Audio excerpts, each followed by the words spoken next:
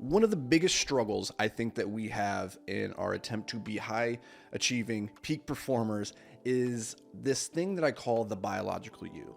See, the biological you is the version of you that has survived over the last 200,000 years. It's that part of you that has evolved with no other goals than to simply survive and pass along your genes, right?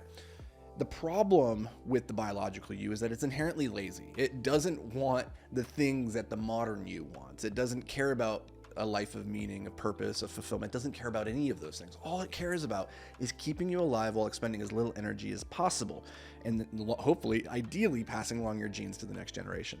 And so there's this inherent conflict that occurs every single day between this biological you and this modern you. And determine, like, whichever version of that wins will determine whether or not you move towards your greatness in that day, or if you just, don't. Now, I spent so much of my life not moving towards my greatness, and I was losing that battle to the biological you. And for me, a lot of that manifested as a result of my ADHD. My biological you is particularly tricky to deal with, and it wasn't something that I was trained on how to manage when I was a kid. So I just was kind of left to my own devices, and it didn't go well for a really long time. But in recent years, in the last 12 years or so, I've started to land on some systems, routines, and processes that did serve me, that helped me win that battle against my biological self more often than not. Now, that's not to say that I win it all the time, though. I gave a speech this weekend in Coeur d'Alene, Idaho, at my friend Julie's event called The Conscious Investor. And the speech was all around how to unlock hyperfocus, and is really talking tactically about what are the things that we need to do in our lives to design our environments in a way that is conducive for focus to appear, and how we can be our most effective selves. Not necessarily the most productive, because again, the goal is never to be, it's never about how much you get done, it's about what you get done. And so one of the structures that I talk about in that speech is this idea of intention maintenance.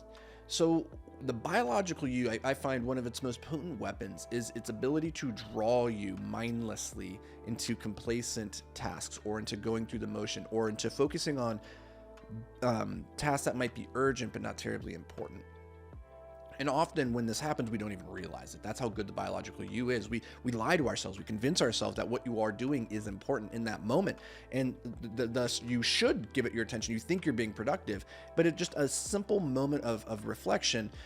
You would realize, oh no, I'm just over here watering fake plants.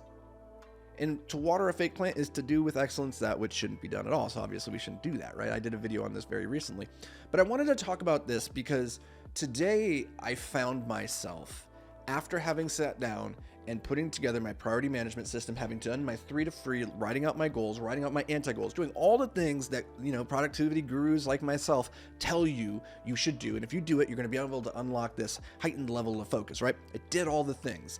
And then within 30 seconds of completing that, I sat down, I looked at my calendar of what I was supposed to focus on next, and I immediately dismissed it. It was remarkable. I caught myself about 2-3 minutes later. So I was supposed to sit down and write for the next hour.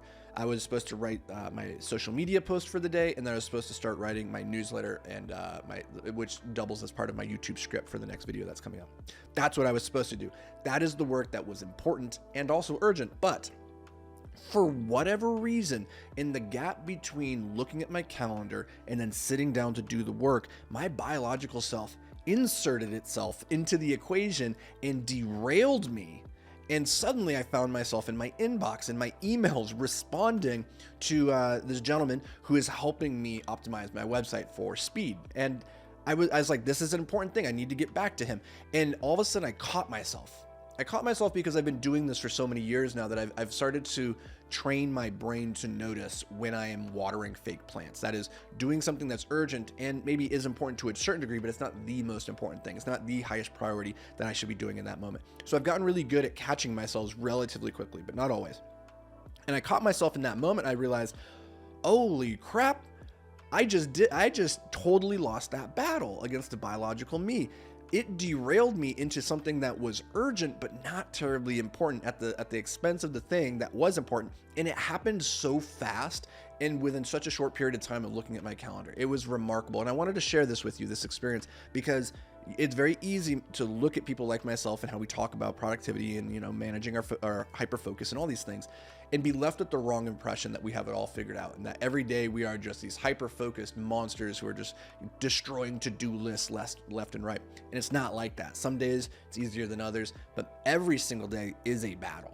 And I wanted to share that because the biological you is insidious. It's very sneaky in its ways of getting into working its way into the equation and stopping you from focusing on the things that are actually the highest priority. So I wanted to share that with you so that you wouldn't feel so lost and alone if you're going through something similar, because hell, I just went through it. So hope this brings you guys some value. I'll catch you in the next episode. Until then, stay hyper focused, my friends.